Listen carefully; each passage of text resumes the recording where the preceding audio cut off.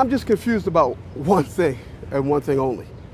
Why World Trade Center 7 went down in the first place. I'm very confused about that. I know what I heard. I heard explosions. The explanation I got was it was the fuel oil tank. I'm an old boiler guy. If it was a fuel oil tank, it would have been one side of the building.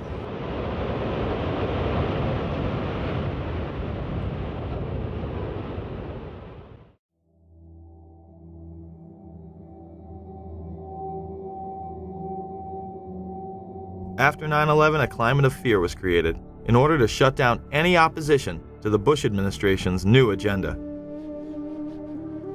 A week after 9/11, anthrax began appearing in the mail. The letters were made to look as though they were the work of Muslim extremists, claiming "Death to America" and "Allah is great." Now, if you remember, these anthrax letters, they were written to appear to be from semi-literate Muslims, very crude handwriting, all of this, all of that.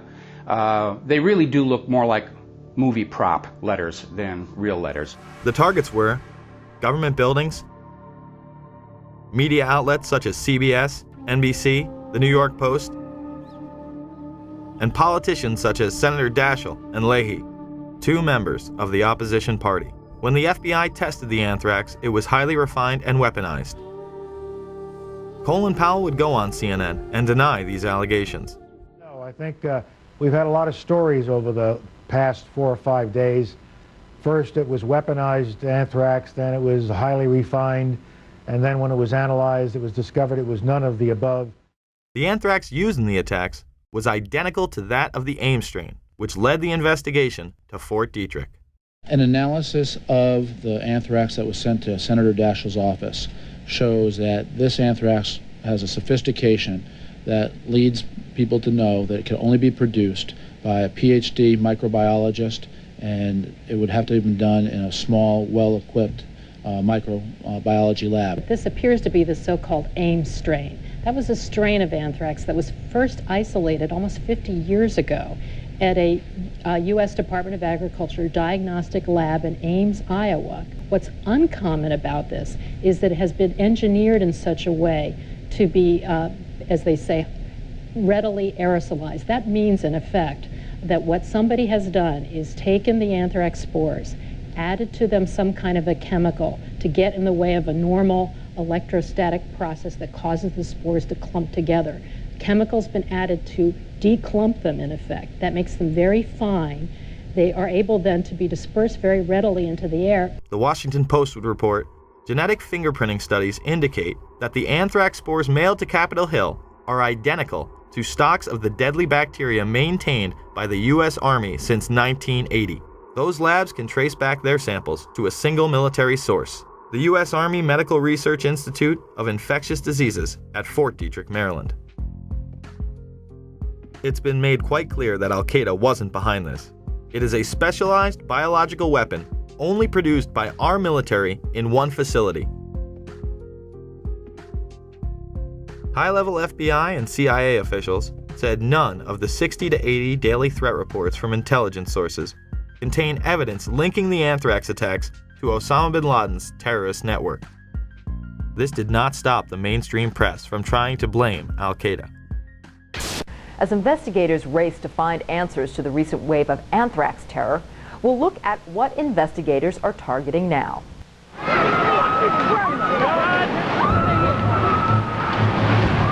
Since September 11th, Americans have been put on alert. This is so terrible. Investigators are trying to ward off more attacks by dissecting the terrorist plan for September 11th, looking for patterns, methods, associates that could reveal what else terrorists had in mind. It was not something smuggled in from Iraq. It was not something smuggled in from any Middle Eastern country. It was U.S. government ultrafine granulated weaponized anthrax spores. There was another story that the media absolutely would not touch, the story of Dr. Philip Zach. And it goes back to the U.S. government lab where the anthrax was stored. It was reported that official U.S. government documents in the anthrax investigation showed that Dr. Zach had entered the laboratory where the anthrax used in the letters was kept without proper authorization after having lost his job. Somehow the Bush administration would have the foresight to be on Cipro 6 weeks prior to the attacks. How convenient. An attack traced back to U.S. government facilities, and the president and his staff happen to be taking the antidote before it's even in the mail. Judicial Watch would file suit against the administration for its actions. Well, this is another good example of how certain people consider themselves to be above the rest of us. On September 11th, I think it'll come as a shock to a lot of people, but it's been reported by the New York Times and other major news organizations and confirmed by the White House. The President's office and Vice President's office went on Cipro, the antibiotic that was used to combat anthrax. The White House went on Cipro. It must have known that either an attack was underway or was imminent. It shows you that some people in this country are less than equal and are not treated like the political elites.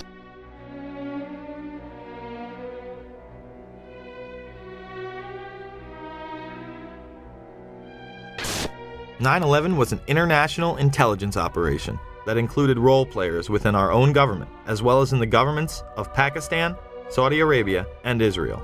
Each played a compartmentalized role in order to create a climate of fear and confusion.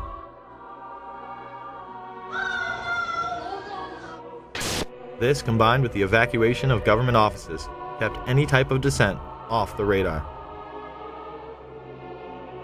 It was a time when Americans felt they needed to rally around their leaders, and they did.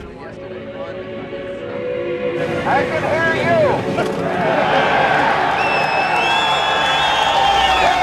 And the people who knocked these buildings down will hear all of us soon. God bless America! USA! USA! USA! The power structure used that unity to pass nightmarish legislation, beginning with the Patriot Act, which was written before 9/11.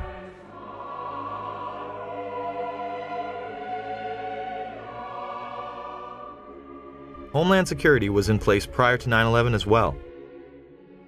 Another piece of this, which is something that has been well known to you all, is that the creation of the Office of Homeland Security was something that was planned even before September 11th. The Bush administration had even written up the plans to invade Afghanistan the week before 9/11.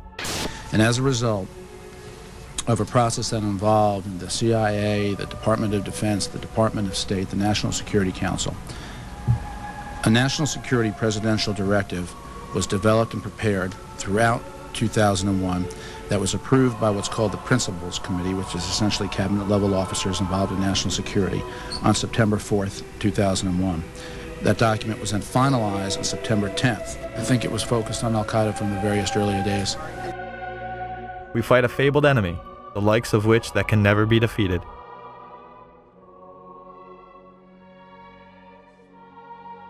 The terrorists attacked us and killed 3,000 of our citizens before we started the freedom agenda in the Middle East. They were... What did Iraq have to do with what? The attack on the World Trade Center. Nothing. While an international intelligence cartel wages psychological warfare against we the people on behalf of the global elite. And remember, this is a government that over the years has proven that it can be trusted with these powers. You'd hope, as you mentioned before, that people don't complain about these extra inconveniences because they are simply being put into effect to protect all of us. They masquerade as our saviors, while the media glorifies and indemnifies them. Either you are with us, or you are with the terrorists.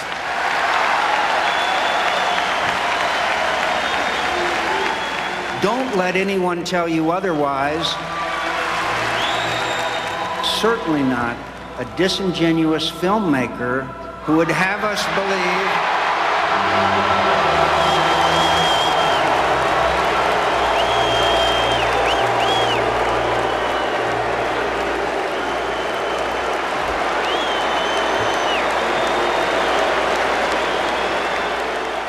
The time has come not for a revolution, but a restoration of our Constitution, our Bill of Rights, but most of all, our morality as a people.